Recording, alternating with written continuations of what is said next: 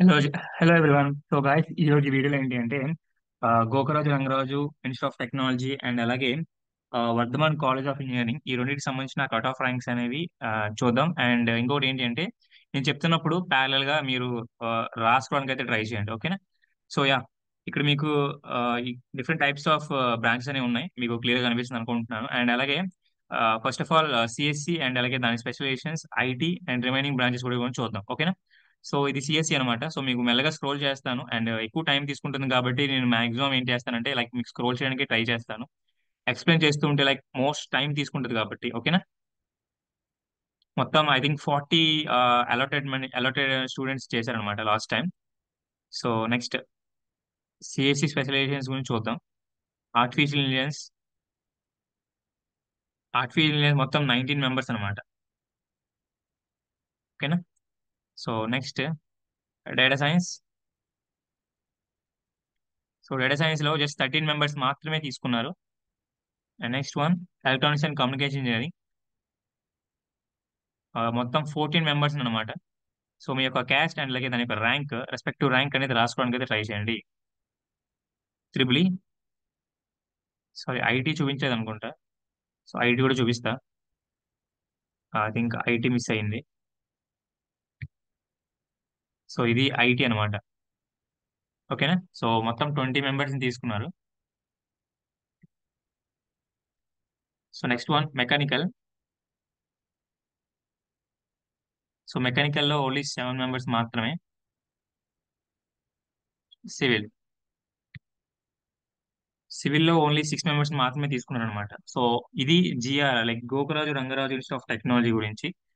And next Vardhaman engineering college ఏదైతే ఉందో దానికి సంబంధించి చూద్దాం.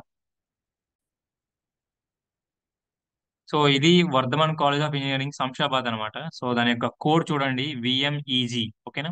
సో మీకు కంప్యూటర్ సైన్స్ ఇంజనీరింగ్ గురించి చూపిస్తాను, దాని యొక్క అలాట్మెంట్ సీట్స్ ఏవైతే ఉన్నాయో. సో మొత్తం ఐ థింక్ 27 మెంబర్స్ అనమాట. మీకు మెల్లగా స్క్రోల్ చేస్తాను, ఓకేనా? మీరు పాస్ చేసి రాసుకోవడానికి అయితే ట్రై చేయండి మీ యొక్క క్యాస్ట్ అండ్ లైక్ ర్యాంక్, ఓకేనా? So next one machine learning, artificial intelligence అన్ని కూడా చూపిస్తాను. మొత్తం 20 మెంబర్స్ అనమాట.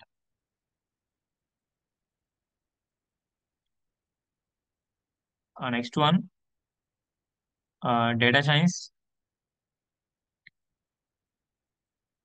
ఇది డేటా సైన్స్ అనమాట. Next machine learning,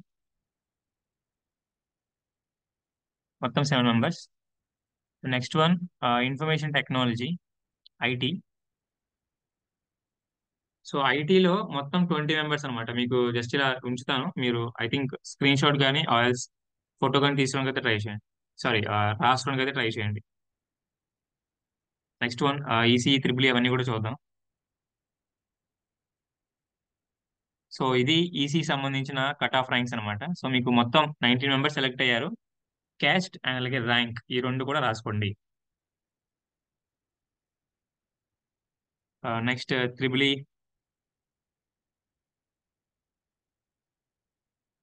so triple చాలా తక్కువ మంది తీసుకుంటున్నారు, త్రిబుల్ కానీ మెకానికల్ కానీ సివిల్ కానీ. I don't know why. Mechanical why 7 members.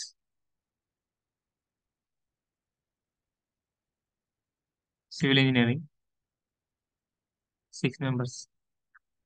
Oh my God.